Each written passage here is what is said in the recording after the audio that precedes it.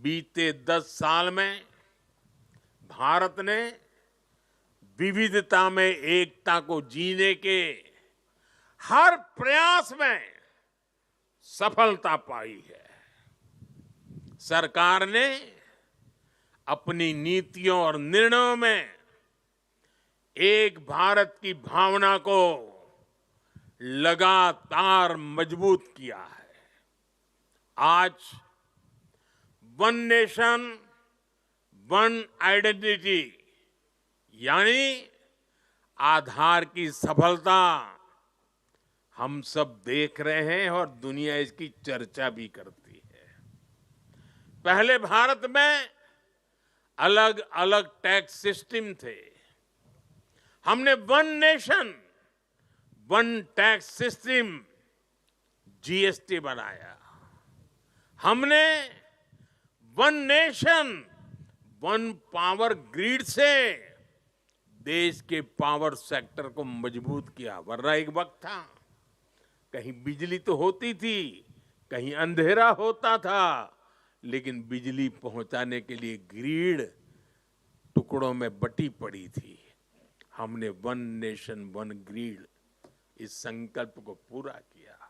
हमने one nation one ration card से गरीबों को मिलने वाली सुविधाओं को एक साथ जोड़ दिया, एकीकृत किया।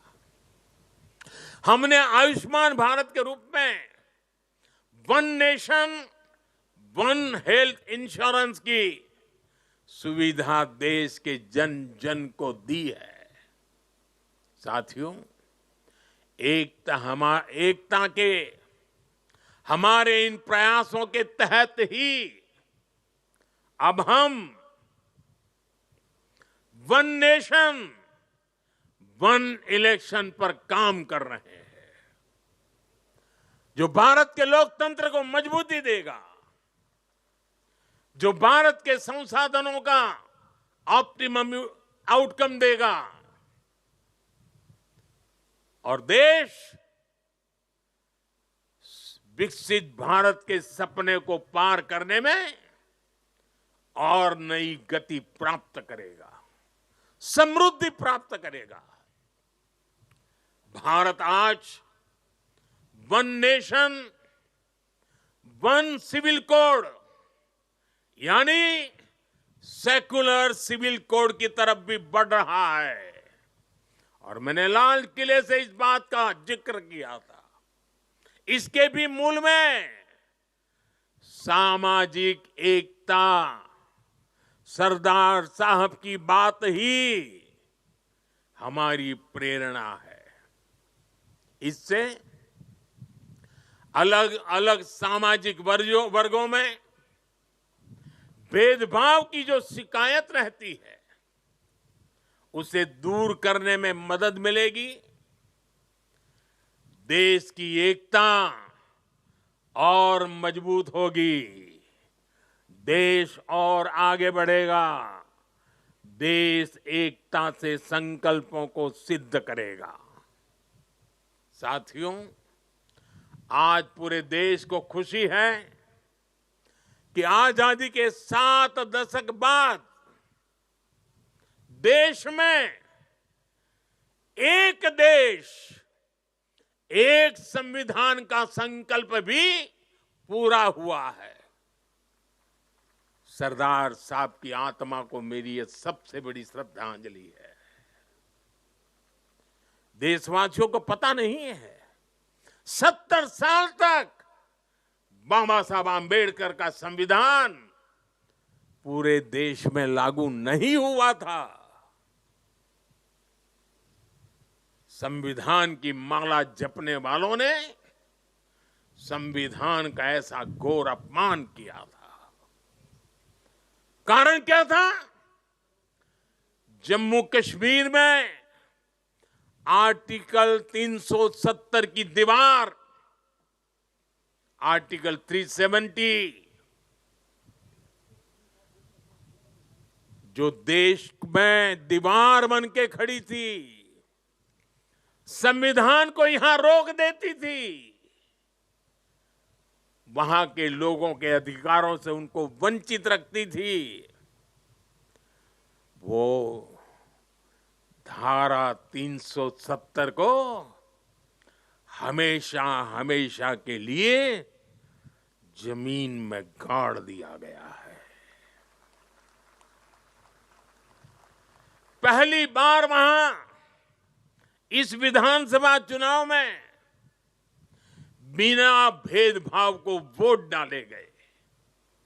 पहली बार जम्मू कश्मीर में मुख्यमंत्री ने आजादी के 75 साल के बाद पहली बार भारत के संविधान की शपथ ली है। ये दृश्य अपने आप में भारत के संविधान निर्माताओं को अत्यंत संतोष देता होगा, उनकी आत्मा को शांति मिलती होगी और ये भी संविधान निर्माताओं के प्रति हमारी नम्र श्रद्धांजलि है। मैं इसे भारत की एकता के लिए एक बहुत बड़ा और बहुत ही मजबूत पड़ाव मानता हूं। जम्मू कश्मीर की देशभक्त जनता ने अलगाव और आतंक के बरसों पुराने एजेंडे को खारिज कर दिया है। उन्होंने भारत के संविधान को, भारत के लोकतंत्र को विजयी बनाया है। अपने अपने वोट से 70 साल से चल रहे अपप्रचार को ध्वस्त कर दिया है। मैं आज राष्ट्रीय एकता दिवस पर जम्मू कश्मीर के देशभक्त लोगों को, भारत के संविधान पर सम्मान करने वाले लोगों को बहुत ही आदरपूर्वक सैल्यूट करता हूं। साथियों, बीते 10 साल में भारत ने ऐसे अनेक मुद्दों का समाधान किया है जो राष्ट्रीय एकता के लिए खतरा थे। आज आतंकियों के आकाओं को पता है कि भारत को नुकसान पहुंचाया तो भारत उन्हें छोड़ेगा नहीं। आप नॉर्थ ईस्ट में देखिए कितने बड़े संकट थे। हमने संवाद से, विकास और विश्वास से अलगाव की आग को शांत किया। बोडो समझौते ने असम में 50 सालों का विवाद खत्म किया है।